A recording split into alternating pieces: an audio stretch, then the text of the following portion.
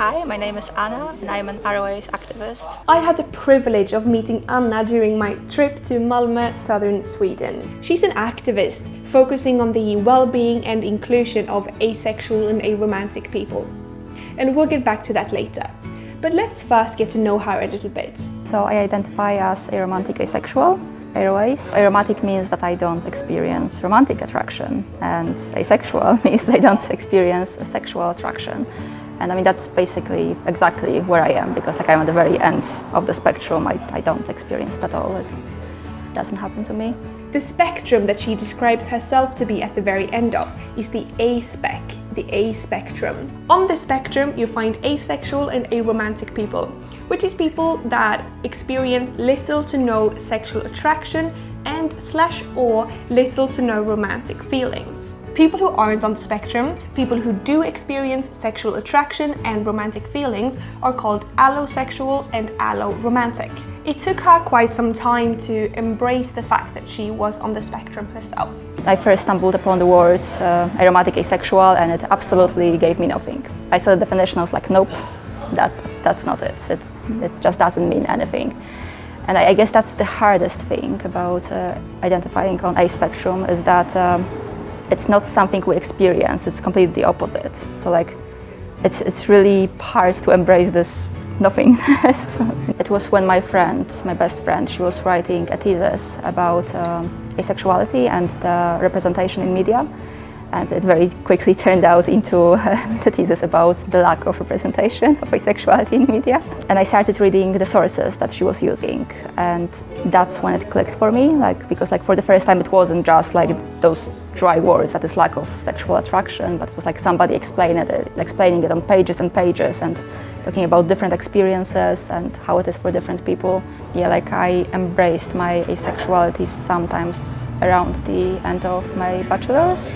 It took me a bit longer to come to terms with being aromantic, precisely because romance is such a huge thing in our world. It's in every story you hear, even fairy tales. Even if romance isn't the main part, it's the reward at the end. And it's just so hard to find something where romance wouldn't be the thing that you need to center your life around, and it shouldn't be your ultimate goal. So I also thought it is that there is this one person, because it's always the one person that will suddenly change everything and that will make it click. But then at that point I was 25, and I was okay, even if it happens, that's great, but I think it's pretty safe to say that if it hasn't happened by now, might not. Something else that helped her was talking to people who are not on the A spectrum.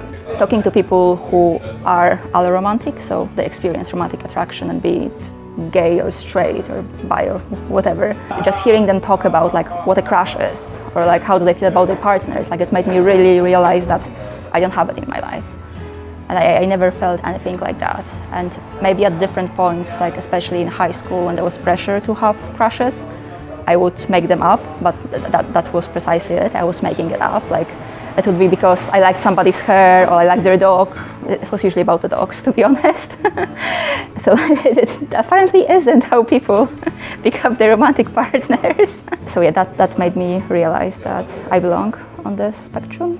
Now she's really happy that she has found and embraced these labels that reflect her sexuality. It makes me feel better to have this word and to know that I'm not alone, that there is a huge community behind me having similar experiences, and knowing what it feels like or what it doesn't feel like actually. People on the aspec unfortunately still aren't an obvious part of the queer community.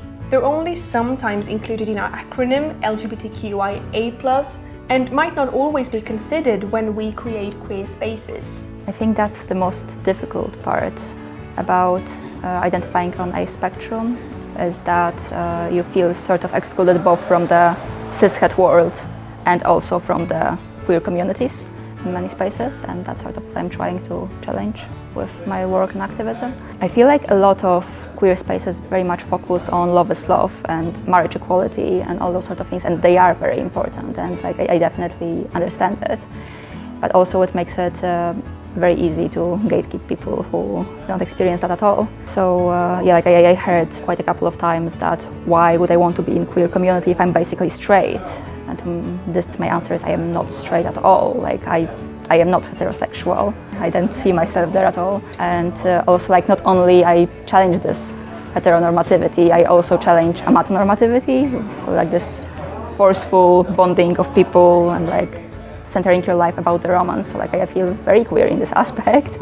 I'm queering up everything. It's just that my life doesn't focus around love and grinder and looking for another partner, and that's just like a different sort of queerness, but that doesn't make it invalid in any way.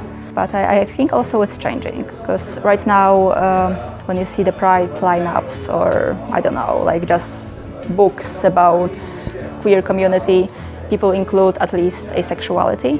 It's not changing for aromance at all. It's a big thing that even now during the Pride month on Instagram, when like all the queer identities are lit up in, the hashtags are lit up in rainbow colors, aromantic isn't one of them. So asexual appears in rainbow colors and aromantic next to that doesn't. And that's sad, and that just shows where we are in accepting that. She wanted to make a change for the better, so she slowly became an activist. And she started on Instagram. I just randomly posted one post about being asexual, and I didn't time it, but it was on the National or International Coming Out Day. And like, I thought that was pretty obvious before, but that like sort of drove the crowd of other people, and they were like, oh my god, like I think I might be ace as well. And that's when it started, that's when the community started to build up with this one post. So I started posting more about like my thoughts or experiences, and like it wasn't like even necessarily educational towards others. It was more like trying to reach this community, and that's how the community slowly started to appear. But she didn't feel like this was enough. She still wanted to do more. So she joined the board of RFSL Malmö, which is the local branch of the Swedish Federation for LGBTQI rights. Then it was AIDS Day in October, and I was like, okay, I want to do something. I want to do something big. So we had a couple of events. I went to the RFSL radio to talk about asexuality. What really like gave me the final nudge was when I was talking with a group of volunteers, and we were talking about our love lives, and that's fine. Like I like listening to people talk about like people they feel passionate about. That's nice. But then they came to me and they were like, "Oh, Anna, how is your love life?" And I was like, "Well, that's awkward because I don't necessarily want to come out to you at 2 p.m. on Sunday. Like, if I was 100% sure that I can just say I'm ROACE and that's the end of the story, that would be fine, but that never happened to me. I never came out and said I'm ROACE and that was it, and I was like, oh, okay, cool. No, I always had to follow it up with an hour-long presentation about what is asexuality and aromanticism. I just felt so sad that, you know, like here I am with those queer people and I don't know if I can come out to them. That's counterintuitive, it shouldn't be like that. So instead of coming out to them, what I did was I started Space. Space with capital A.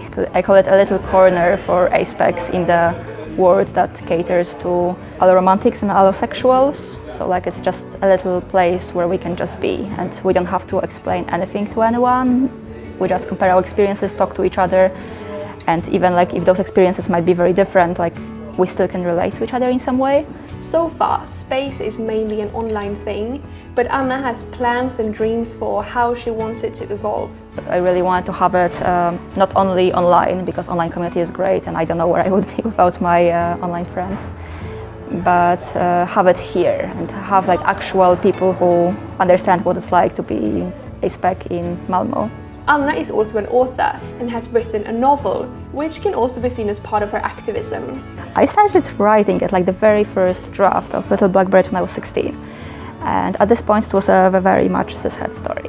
And it's changed and evolved with me. It really very much reflects my questioning story and finding myself on the aspectrum. It's an urban fantasy, so it's not a contemporary. It takes place in my hometown, in Bydgoszcz, in Poland. Yeah, it's a story about magic, it's a story about demons and curses and sorcerers, but the main character is questioning her sexuality. Like she has completely no idea where she belongs, even though like she is very much arrow-coded, and I would say also ace-coded, but like I'm writing the sequel right now and I still don't know how she identifies, so that's sort of the purpose. Like she is supposed to be questioning because it can take time, and that's perfectly fine. And I mean, she's saving the world, she doesn't have time to figure out. how she feels about people. Anna thinks that activism is needed not only to create a safe space for people on the aspec to hang out, but also because the society as a whole still has a lot of problems with the community. Actually, our society is so drenched in aphobia. I hear it all the time. Like, it can be like simple sentences that, oh, you'll find the one, which is what I've been telling myself for a long time, and now I know it's not okay. I mean, like, it's a nice sentiment, it's coming from a good place, but it's not good for us to hear that all the time. The worst one is that A stands for ally, especially coming from queer community. And I mean, that's not true, because being an ally is not an identity. It's something you do, but it's not something you are born. Also coming from medical community, and I mean, I know that like every queer identity has been medicalized at some point, and it's been tried to be called some sort of disorder and trying to be cured, but by now, like, we accept that trying to cure most of queerness is conversion therapy, and that's not okay. And like, it's not still accepted for asexuality and aromance. Like, it's still very much seen as a disorder. In medical textbooks, you still see it listed as a disorder, and I think it comes from the lack of knowledge, because I mean, asexuality isn't low libido. So like, I don't need to go and get my hormones checked. It just means that I don't experience attraction. I can still have high libido or low libido like anyone else, but it just means that I don't experience attraction to any other gender. It has nothing to do with my sexual activity. Let's end this video with a message from Anna. I would say that if you're a young person and you think you might be on a spectrum, like, we don't throw people out, like we don't shut door in your face, and like we are very, very open to questioning people. You cannot be too young to know. I don't believe that you can be too young to know. Like, people aren't too young to be put into heteronormative relationships, into engagements when they are in kindergarten, so you aren't too young to know you belong on aspec either. And if you change your mind, that's perfectly fine. But like, if this label brings you any sort of comfort, then embrace it. And it's here for you, and we are here for you.